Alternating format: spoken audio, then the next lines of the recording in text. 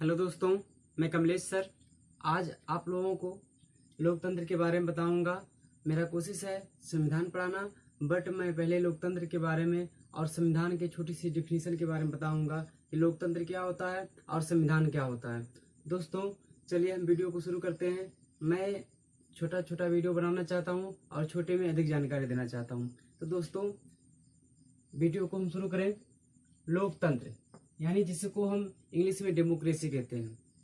Democracy दोस्तों, लोकतंत्र क्या होता है या डेमोक्रेसी क्या होता है, तो चलिए हम बता रहे हैं। अगर आपको पता नहीं है तो हम बताने की कोशिश जरूर कर रहे हैं और मेरा दावा है कि आप लोगों को अच्छे तरीके से समझ में भी आएगा।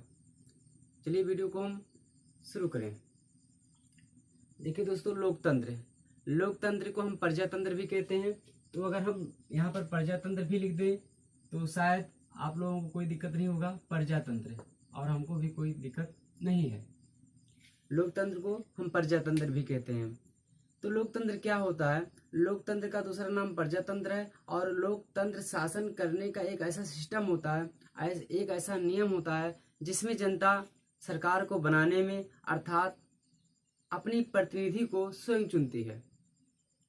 अतः हम कह सकते हैं कि जनता अपना प्रतिनिधि स्वयं चुनती है और वह अपने प्रतिनिधि के द्वारा ही काम करवाती है। जैसे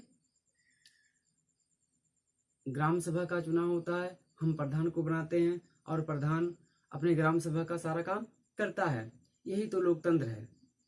ऐसे हम पीएम को चाहे प्रत्यक्ष रूप से या अप्रत्यक्ष रूप से हम वोट दें यानी सपोर्ट करें।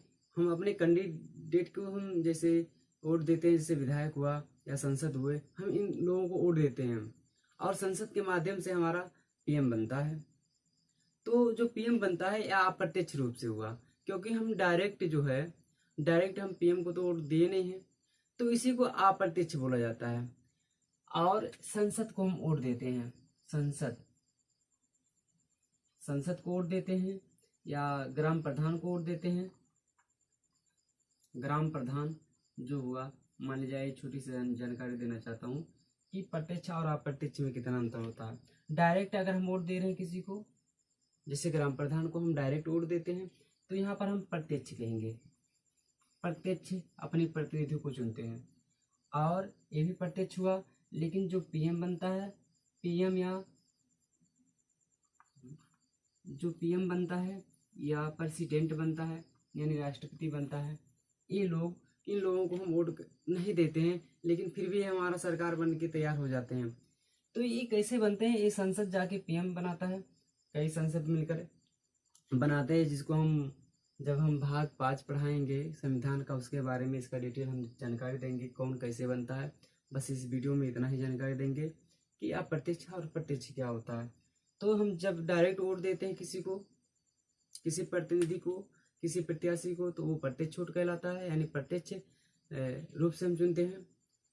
और जब कैंडिडेट के द्वारा यानी संसद के द्वारा जैसे पीएम चुन लिया गया, हमारा पीएम इस समय जो भी है उसे हमें क्या लेना देना है, तो वो हमारा अप्रत्यक्ष प्रतिनिधि यानी अप्रत्यक्ष रूप से हम अपने प्रतिनिधि को चुनते हैं। तो वो अलग बात है। लोकतंत्र क्या है इसके बारे में हम बता रहे हैं। लोकतंत्र शासन करने का एक ऐसा सिस्टम होता है जिसमें जनता अपने प्रतिनिधि को स्वयं चुनती है और जो प्रतिनिधि होता है जनता के हित के लिए काम करता है। यही लोकतंत्र है। लोकतंत्र 2 शब्दों से मिलकर बना है, एक है डेमोस और दूसरा है केसिया। अर्थात ये जो डेमोक्रेसी है यह इंग्लिश भाषा है, लेकिन जो इंग्लिश भाषा बना दोस्तों, यह डेमोस और क्रेसिया से मिलकर बना है। डेमोस का अर्थ होता है जनता, क्या होता है? जनता। और क्रेसिया का मतलब होता है शासन। अर्थात डेमोक्रेसी का अर्थ होता है जनता का शासन। और ये डेमोस और क्रेसिया कौन सा लैंग्वेज है? ग्रीक भाषा। ये ग्रीक भाषा के 2 शब्द से मिलकर बना है डेमोक्रेसी, जिसका अर्थ होता है जनता का शासन। तो दोस्तों अब्राहम लिंकन ने एक परिभाषा फेमस किया था। यह परिभाषा इनका नहीं है, लेकिन इन्होंने फेमस किया था एक अपने भाषण में। इन्होंने कहा लोकतंत्र जनता का, जनता के लिए या जनता के द्वारा शासन है। यानी कहने का ये मतलब हुआ कि जो सारी शक्ति, लोकतंत्र की सारी शक्ति एक समाज में समाहित होती है, जनता में समाहित होती है। जनता जिसको चाहे उसको अपना जो है सरकार बना सकती है, यही लोकतंत्र है। तो अब्राहम लिंकन ने इसी परिभाषा को फेमस किया और ये परीक्षा में बार बार पूछे जाते हैं। लोकतंत्र जनता का, जनता के लिए, जनता के द्वारा शासन है। यह किसका परिभाषा है? तो इसका श्रेय जाता है अब्राहम लिंकन को। दोस्तों यह 1864 ईस्वी में फेमस किए थे, परंतु इनका बनाया गया परिभाषा नहीं है, उसका भी हम जानकारी दे रहे हैं। यही ग्रीक विचारक थे, ग्रीक विचारक थे जिनका नाम था कलियान। इनके द्वारा ही लिखा गया परिभाषा था कलियान, और इन्हीं का एक परिभाषा था, बट इन्होंने फेमस किया, इनका श्रेय इसलिए जाता है। चलिए हम संविधान के बारे में थोड़ी सी जानकारी देंगे। संविधान क्या होता है? देखिए दोस्तों, संविधान को हम कॉन्स्टिट्यूशन भी कहते हैं। इसको हम मिटा दें थोड़ा सा और इसके बाद हम बताते हैं।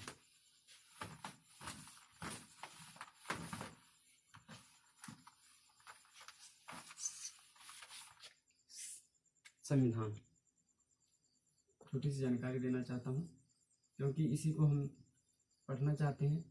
इसको हम इंग्लिश में कॉन्स्टिट्यूशन कहते हैं, कॉन्स्टिट्यूशन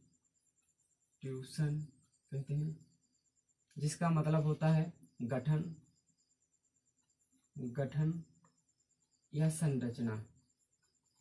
संरचना, इस संरचना में यानी संग्रह में क्या है क्या नहीं है, उसी को हम संविधान कहते हैं। तो संविधान क्या होता है? किसी भी देश के शासन व्यवस्था को चलाने का एक डॉक्यूमेंट होता है। उसमें कुछ नियम होते हैं, उसी के द्वारा वह देश चलता है। अर्थात हम कह सकते हैं संविधान किसी देश के शासन व्यवस्था को संचालित करने के लिए बनाया गया एक दस्तावेज होता है, एक डॉक्यूमेंट होता है, जिसके द्वारा वह देश चलता है, उसी को हम संविधान कहते हैं। संविधान का जो है इंग्लिश भाषा में अगर देखा जाए तो कॉन्स्टिट्यूशन कहते हैं, इसका हिंदी रूपांतरण है संविधान, और जिसका अर्थ होता है गठन या संरचना। यह संविधान क्या करती है दोस्तों? यह हमारा अधिकार या एक प्रत्याशी का अधिकार, जो हम जिसे नेता कहते हैं, उसका अधिकार क्या है, हमारा अधिकार क्या है, एक समाज का अधिकार क्या है, संविधान यही बताती है। तो दोस्तों हम मिलेंगे अगले वीडियो में, संविधान का निर्माण हम पढ़ेंगे।